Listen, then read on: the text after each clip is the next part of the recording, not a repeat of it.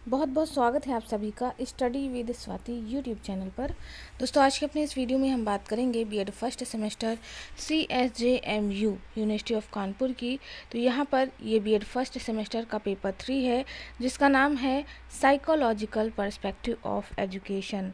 तो ये पेपर 3 है, जिसमें से हम यूनिट फर्स्ट को शुरू कर चुके थे। यूनिट फर्स्ट में लगभग हमने 50 क्वेश्चंस को लेकर के बात की थी, तो आप उस वीडियो को चेक कर सकते हैं। वहाँ पर इम्पॉर्टेंट क्वेश्चंस जो हैं और उनके आंसर बताए गए थे। आज के अपने इस वीडियो में पेपर 3 से मानव वृद्धि एवं विकास, यानी हम यूनिट वाइज और टॉपिक वाइज चीज़ों को लेकर के चल रहे हैं।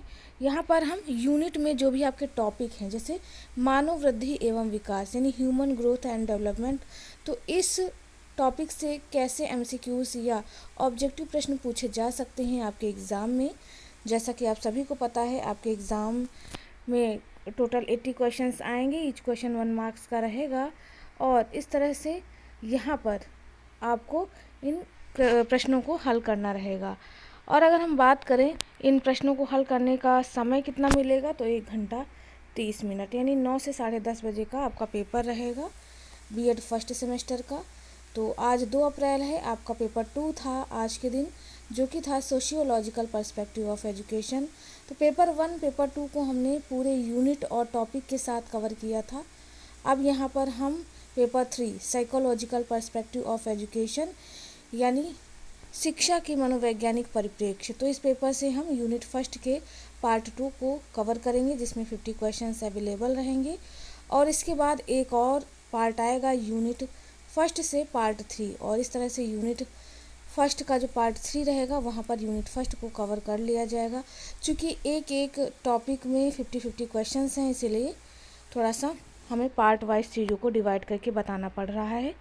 तो चलिए दोस्तों, शुरू करेंगे आज के अपने इस वीडियो को मानव वृद्धि एवं विकास यानी ह्यूमन ग्रोथ एंड डेवलपमेंट के ऑब्जेक्टिव टाइप प्रश्नों से। देखेंगे किस तरह के इस टॉपिक से प्रश्न पूछे जा सकते हैं। तो पहला प्रश्न है कि बालक के विकास को सर्वाधिक प्रभावित करने वाला कारक है, इनमें से कौन सा कारक है जो बालक के विकास को सर्वाधिक जो है प्रभावित करेगा। तो बिल्कुल सही है, वंशानुक्रम यानी हेरिडिटी। ये बालक के विकास को सर्वाधिक प्रभावित करने वाला कारक माना जाता है। नेक्स्ट क्वेश्चन नंबर 2 है कि बालक के विकास की प्रक्रिया शुरुआत होती है, यानी बालक के विकास की जो प्रक्रिया है उसकी शुरुआत किस अवस्था से होगी। तो यहाँ पर 2 का करेक्ट आंसर बी हो जाएगा, जन्म के पूर्व जब वह माता के गर्भ में आता है तब उसके विकास की प्रक्रिया शुरू हो जाती है। नेक्स्ट क्वेश्चन 3 है, मनुष्य एक सामाजिक प्राणी है, यह कथन किसका है। तो यह स्टेटमेंट अरस्तु महोदय ने दिया है। 3 का करेक्ट आंसर सी हो जाएगा। नेक्स्ट क्वेश्चन नंबर 4 पूछा है कि बालक में अपनी माँ को पहचानने की योग्यता आती है, किस माह से आएगी। बालक अपनी माँ को किस माह से पहचानना जो है शुरू करेगा, तो ये तीसरे माह से शुरू कर देता है बालक अपनी माँ को पहचानना। बढ़ते हैं कुछ और प्रश्नों की तरफ। नेक्स्ट क्वेश्चन नंबर 5 पूछा है कि बाल्य अवस्था में बालक संपर्क रखना पसंद करता है, किससे रखता है। तो यह अपने समवयस्क साथियों के साथ जो है संबंध या संपर्क रखना पसंद करेगा। 5 का करेक्ट आंसर भी होगा। 6 है कि स्वात्वाधिकार की भावना का समय है, तो यह है 6 से 12 वर्ष।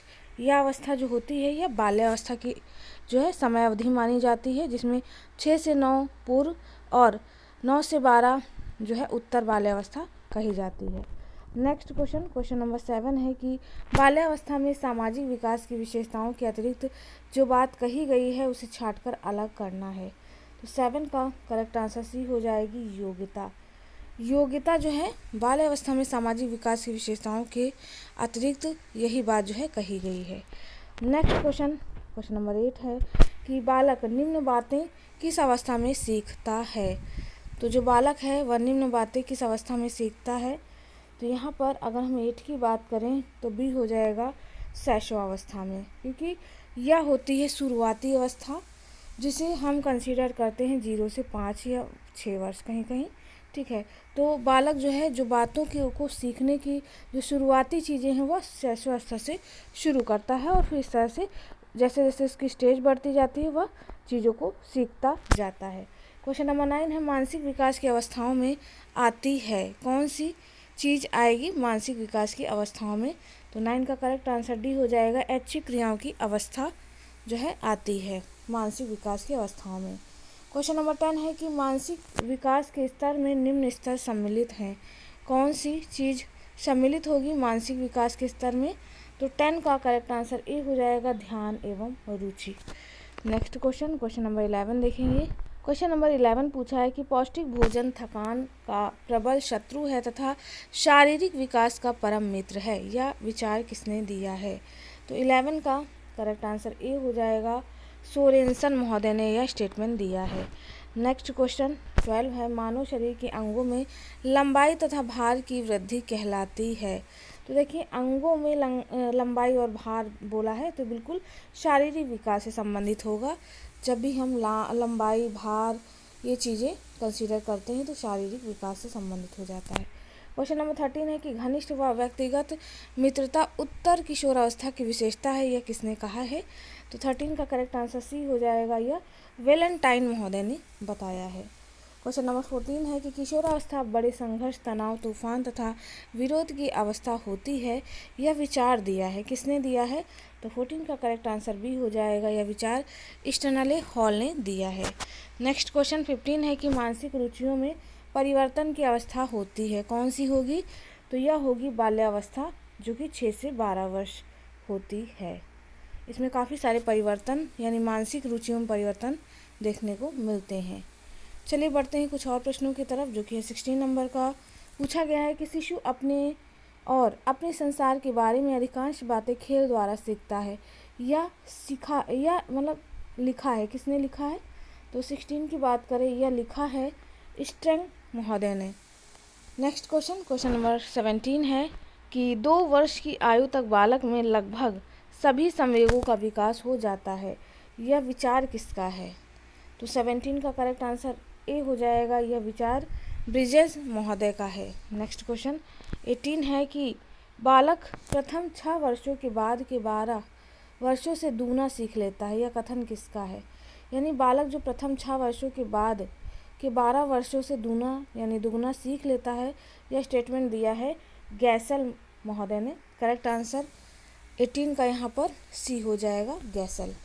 नेक्स्ट क्वेश्चन 19 है कि बालक के जन्म के कुछ दिन बाद ही यह निश्चित किया जा सकता है कि जीवन में उसका क्या स्थान है, यह किसने बताया है? तो यह बताया है एडलर महोदय ने। करेक्ट आंसर यहाँ पर 19 का बी हो जाएगा।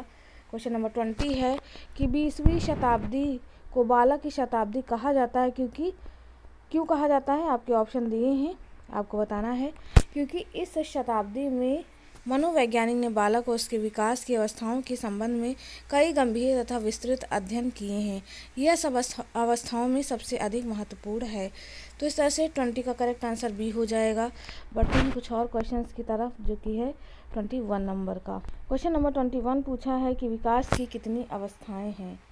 तो बिल्कुल विकास की जो है मुख्यतः 3 अवस्थाएं मानी जाती हैं विकास की। ध्यान रखिएगा कौन कौन सी अवस्थाएं हैं। तो यहाँ पर विकास की अवस्थाएं पूछी, अगर मुख्यतः पूछता तो 3 लगाते, अदरवाइज आप 4 लगा सकते हैं, लेकिन दोस्तों यहाँ पर आप 3 ही लगाइएगा, क्योंकि मुख्यतः ही यहाँ पर विकास की अवस्थाएं होंगी, जो कि है शैशवावस्था, बाल्यावस्था और आपका किशोरावस्था। ठीक है, कहीं कहीं युवावस्था या प्रौढ़ावस्था भी कंसीडर करते हैं, तो इस तरह से 4 या 5 अवस्थाएं हो जाती हैं, लेकिन मेनली यहाँ पर 3 अवस्थाएं आप लगाएंगे। बुक में हो सकता है आपको बी आंसर मिल जाए अगर हम 21 क्वेश्चन नंबर की बात करें, लेकिन यहाँ पर करेक्ट आंसर ए हो जाएगा। क्वेश्चन नंबर 22 है कि बाल्यावस्था की आयु किस वर्ग में आती है? तो बाल्यावस्था कई बार बताया है, 6 से 12 वर्ष की अवस्था बाल्यावस्था होती है, जिसमें 6 से 9 पूर्व बाल्यावस्था और 9 से 12 जो होती है वो उत्तर बाल्यावस्था आती है। पूछ सकता है आपके एग्जाम में, इसलिए मैंने बता दिया। क्वेश्चन नंबर 23 है कि विकास की कौन सी अवस्था जीवन का सबसे कठिन काल माना जाता है? तो दोस्तों ये है किशोरावस्था। इसे हम अत्यधिक तनाव, बल, तूफान की अवस्था भी कहते हैं, जिसकी आयु होती है 12 से 18 वर्ष। ठीक है। नेक्स्ट क्वेश्चन 24 है कि किशोरावस्था किस वर्ग में आता है? तो बिल्कुल सही है, 12 से 18 वर्ष। नेक्स्ट क्वेश्चन 25 है कि कौन सी अवस्था बड़े तनाव, तूफान और विरोध की अवस्था है? तो यह है किशोरावस्था। और यह स्टेटमेंट बहुत इंपॉर्टेंट है, ये स्टेटमेंट है स्टैनले हॉल महोदय का। चलिए नेक्स्ट क्वेश्चन 26 देख लेते हैं। क्वेश्चन नंबर 26 पूछा है कि किस अवस्था में मानसिक विकास बहुत तीव्र गति से होता है। तो यहाँ पर आपको बताना है।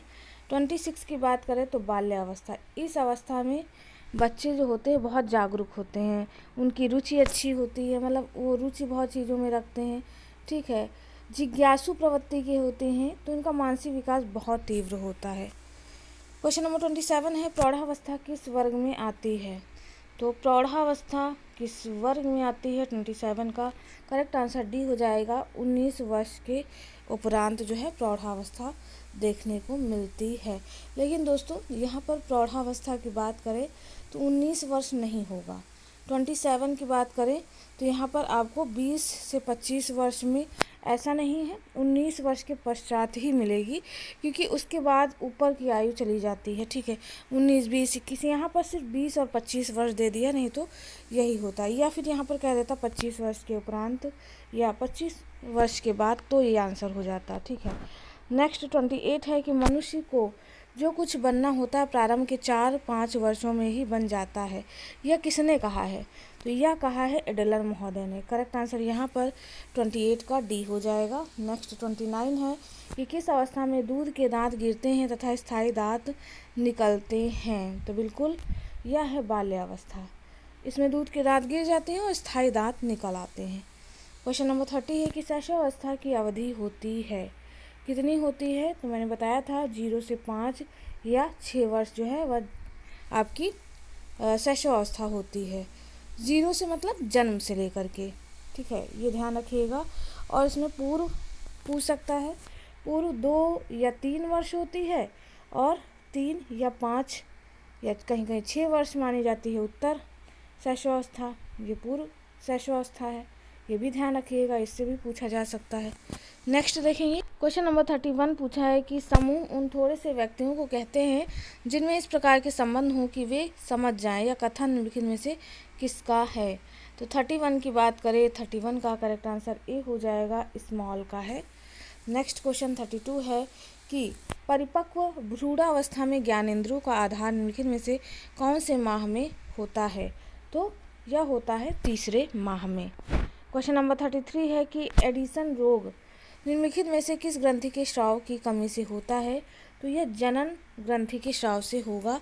33 का करेक्ट आंसर डी हो जाएगा। नेक्स्ट क्वेश्चन 34 है कि मानव प्राणी का जन्म निम्नलिखित में से किसमें होता है। तो यह होता है फलित रज अणु में।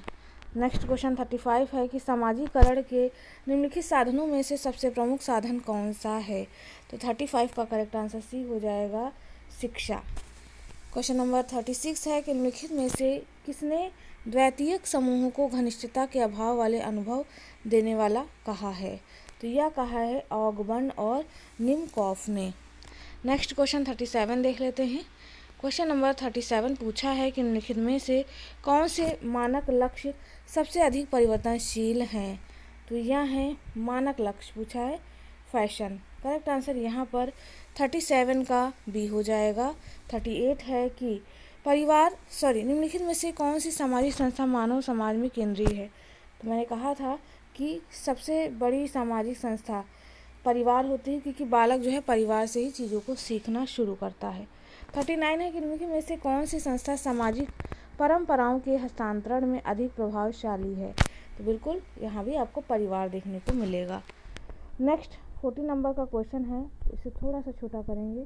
पूछा है सहयोग करने वालों में हम भावना का विकास और उसकी क्षमता तथा काम करने के संकल्प में वृद्धि सामाजिकरण की यह परिभाषा किसने दी है। तो ये दी है E.A. रॉस महोदय ने। करेक्ट आंसर बी हो जाएगा। 41 है कि मानव समाज की मौलिक इकाई के रूप में सामाजिकरण का सर्वप्रथम साधन निम्नलिखित में से कौन सा है। तो 41 का करेक्ट आंसर ए हो जाएगा, परिवार। 42 है सदस्यों में व्यक्तिगत आत्मनिर्भरता और स्थित कार्य पर निर्भर निम्नलिखित में से किसकी विशेषता है। तो 42 की बात करें, 42 का करेक्ट आंसर सी हो जाएगा, द्वैतीयक की विशेषता है। 43 देख लेते हैं। क्वेश्चन नंबर 43 पूछा है कि सामाजिक मानक लक्ष्यों में निम्नलिखित में से कौन सी विशेषता अनिवार्य है। तो परंपरागत विशेषता अनिवार्य है। 44 है, निम्नलिखित में से कौन सा पारिवारिक समाजीकरण में सर्वोत्तम साधन है? तो परंपराएं। करेक्ट आंसर 44 का ए हो जाएगा। नेक्स्ट क्वेश्चन 45 है कि सामाजिक आदर्श समूह की अपेक्षाएं हैं, समूह मानक लक्ष्य की यह परिभाषा निम्नलिखित में से किसने दी है? तो 45 का करेक्ट आंसर ए होगा, किम्बाल युंग महोदय ने दी है। नेक्स्ट क्वेश्चन 46 है कि निम्नलिखित सामाजिक संस्थाओं में किसका सामाजिकरण में सबसे अधिक योगदान है? तो बिल्कुल परिवार, क्योंकि बालक परिवार से ही चीज़ों को सीखना शुरू करता है। 47 है, सामाजिक नियंत्रण के निम्नलिखित साधनों में सबसे अधिक प्रभावशाली कौन सा है? तो ये भी परिवार ही होगा। चलिए आगे बढ़ते हैं और देखते हैं कुछ और प्रश्न, तो इसे थोड़ा सा छोटा करेंगे। 48 नंबर का क्वेश्चन है कि बालक के लिए जो माँ के दूध का महत्व है वह किसी अन्य प्रकार से प्राप्त नहीं किया जा सकता। यह कथन निम्नलिखित में से किसका है? तो 48 की बात करें तो यह है हैवलक एलिस महोदय का। करेक्ट आंसर यहाँ पर ए हो जाएगा। 49 है, मनोविज्ञान में निम्नलिखित प्रतिक्रियाओं में से किसे प्रतीकात्मक व्यवहार कहा गया है? तो चिंतन को प्रतीकात्मक व्यवहार कहा गया है। 49 का करेक्ट आंसर यहाँ पर डी हो जाएगा। लास्ट क्वेश्चन है क्वेश्चन नंबर 50। क्वेश्चन नंबर 50 कहा गया है कि मनुष्यों में लिंग संबंधी चेतना निम्नलिखित में से किस आयु वर्ग में होती है? तो यह होगी किशोरावस्था, यानी 12 से 18 वर्ष में। तो दोस्तों यहाँ पर यूनिट फर्स्ट के पार्ट 2 में हमने लगभग 50 क्वेश्चंस कंप्लीट करा दिए हैं। एक और लास्ट पार्ट आएगा जहाँ पर आपको 60 से 70 क्वेश्चंस और मिलेंगे और इस तरह से आपका यूनिट फर्स्ट कंप्लीट हो जाएगा। उसके बाद हम यूनिट 2 को शुरू करेंगे। तो नेक्स्ट वीडियो में हम व्यक्तिगत विभिन्नता यानी इंडिविजुअल डिफरेंसेस को कवर करेंगे। इनसे कैसे प्रश्न पूछे जा सकते हैं ऑब्जेक्टिव टाइप के क्वेश्चंस में। तो आज के लिए बस इतना ही। आप मुझे टेलीग्राम चैनल पर भी ज्वाइन कर सकते हैं स्टडी विद स्वाति के नेम से, जहां पर आपको वीडियोस का लिंक और PDF वगैरह भी प्रोवाइड कराई जाती है। चलिए दोस्तों, मिलते हैं अपने एक नेक्स्ट वीडियो में। तब तक के लिए आप सभी का बहुत बहुत धन्यवाद। Thank you friends, keep watching and share to others.